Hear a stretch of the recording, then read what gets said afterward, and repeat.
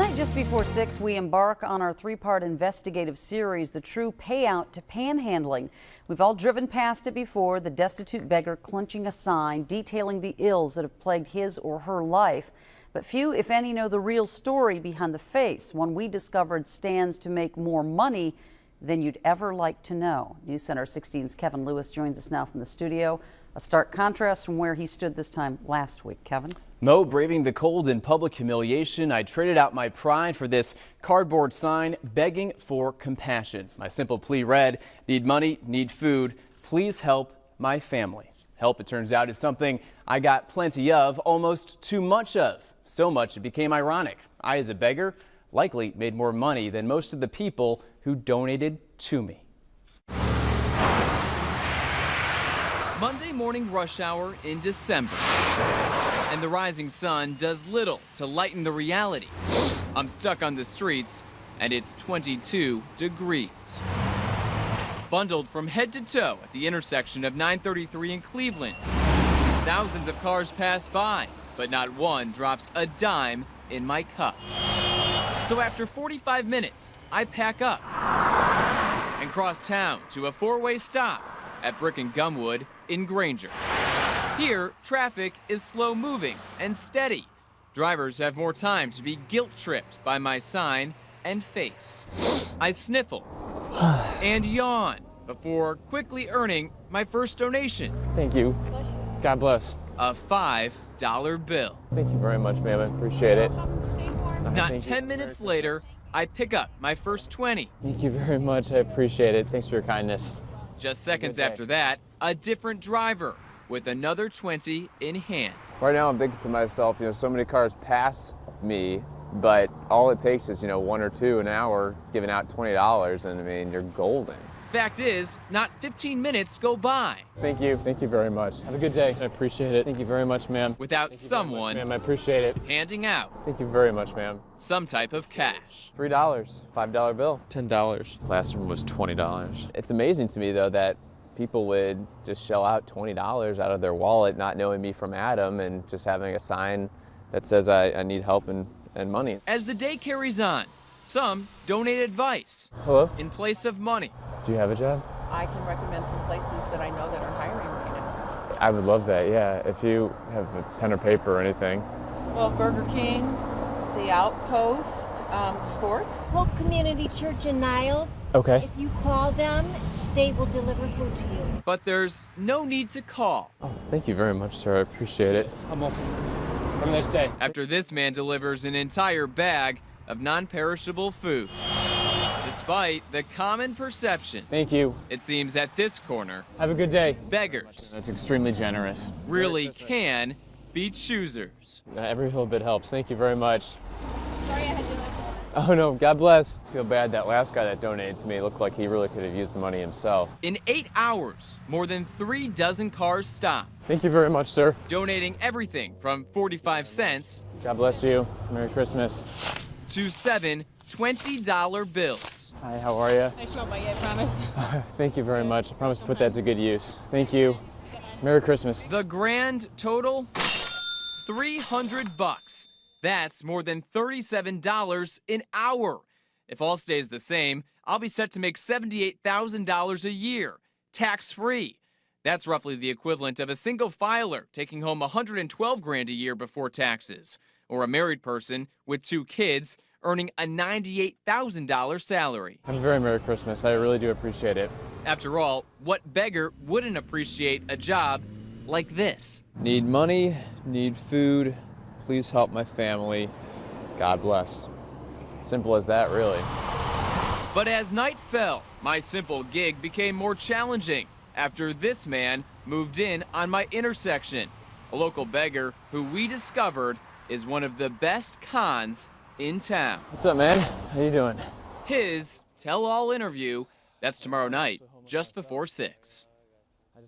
So what are we planning to do with this stack of $300? I'm sure many of you at home are wondering that right about now. Well, it's very important to us that you know News Center 16 contacted the Salvation Army, which found a needy family that matches the exact description on my sign. On Thursday, we'll donate our money to them before sharing their amazing story with you, and quite an amazing story it really is. Oh my gosh, Kevin. Tonight, just before 6, we continue our 3-part investigative series, The True Payout to Panhandling. Last night, News Center 16's Kevin Lewis went undercover as a beggar, earning $300 in just 8 hours. That one-day payout is equal to a taxpayer making around $100,000 a year. Kevin joins us again from the studio tonight with part 2, and one that's likely to have most of you begging for some type of justice to be served. What'd you find out? You know, Mo, last week when I went undercover as a beggar, little did I know I was about to meet one of the biggest cons in town, and little did he know he was about to talk with a TV news reporter and make his television debut.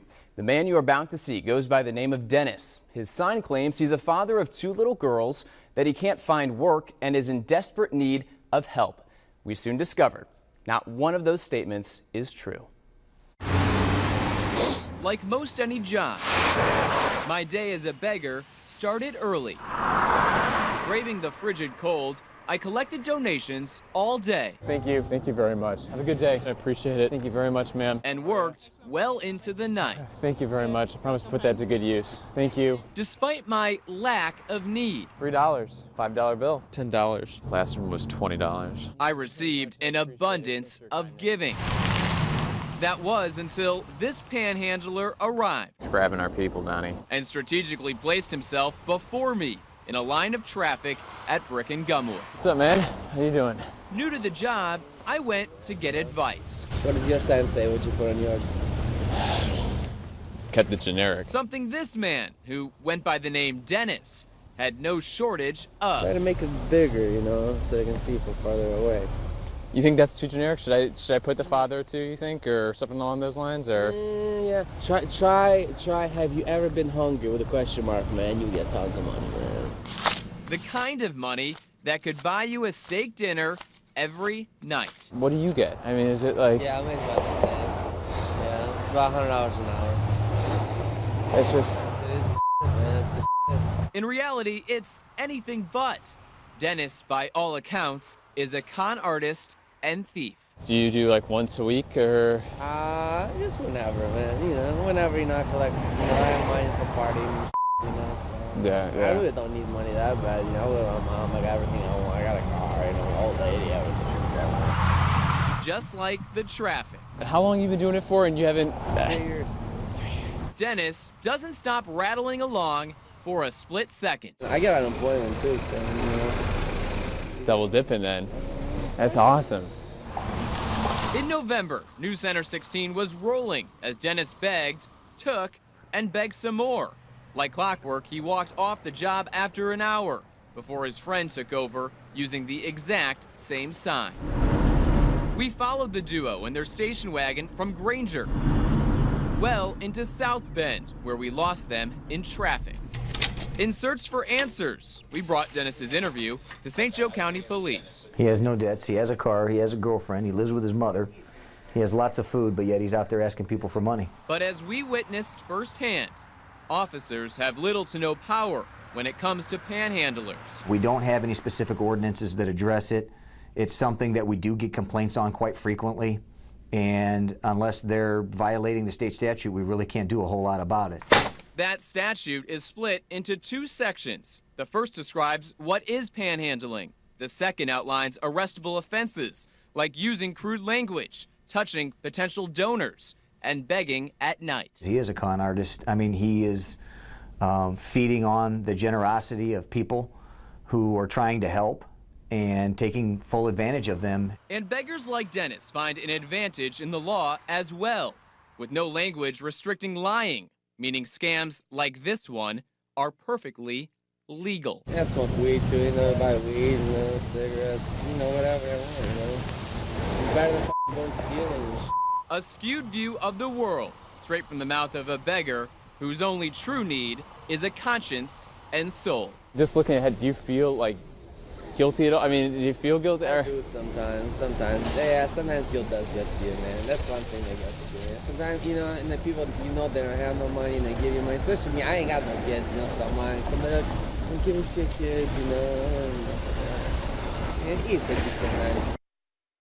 And despite those supposed guilty feelings, Dennis has continued to beg almost daily at the corner of Gumwood and Brick Road in Granger. We chose to digitize his face, but can tell you he's a white man in his late 20s with a goatee. police want us to remind you again, do not donate to people begging on the side of the road because of stories like this one.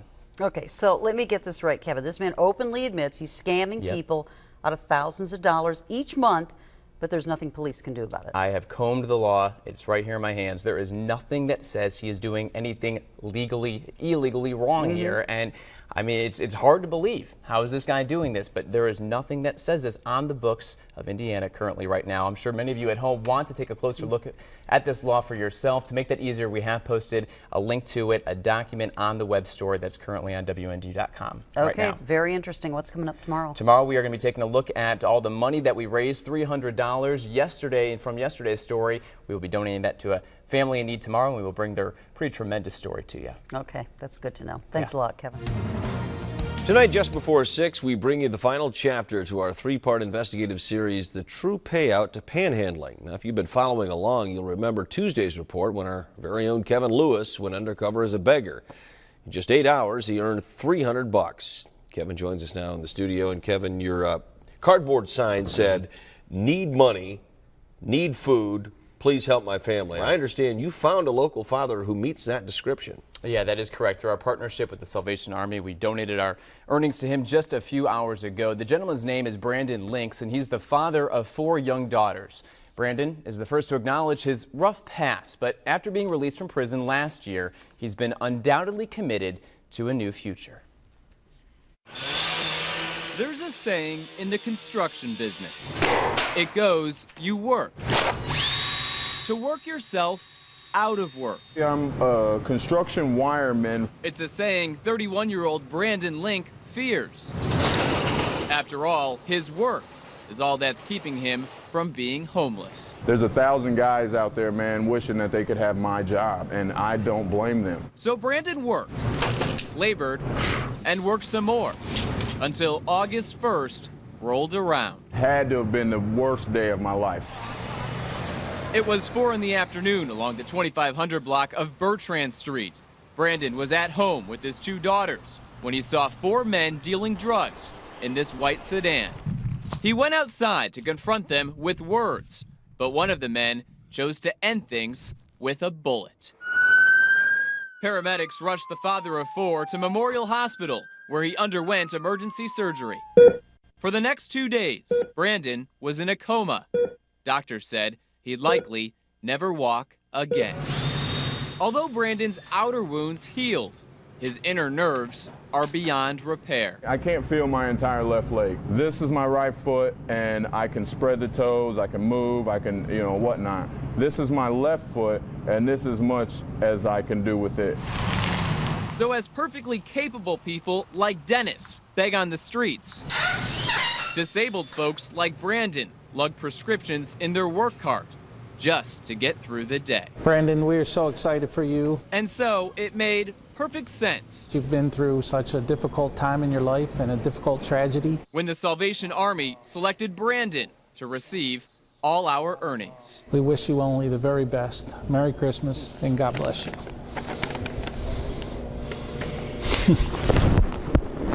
Love you, man. In a day where evil abounds, this story reminds us that some still do our world good. No matter what I've been through, no matter how bad I'm hurting, no matter what obstacles I've had to climb, I go home and smile because I did that.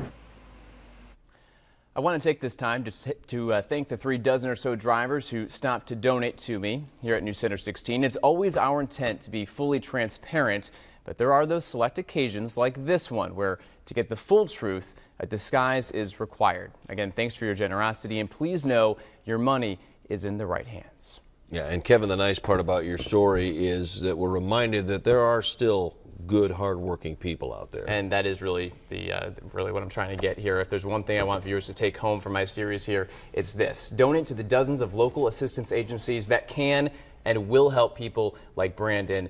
That said, stop donating to panhandlers who choose to ignore all the help that's available to them in our community. Right, guys like Dennis. Guys like Dennis, we do not want to continue to subsidize their lifestyles. All right, nice work. Thank you very much. Appreciate it. Yeah. All right.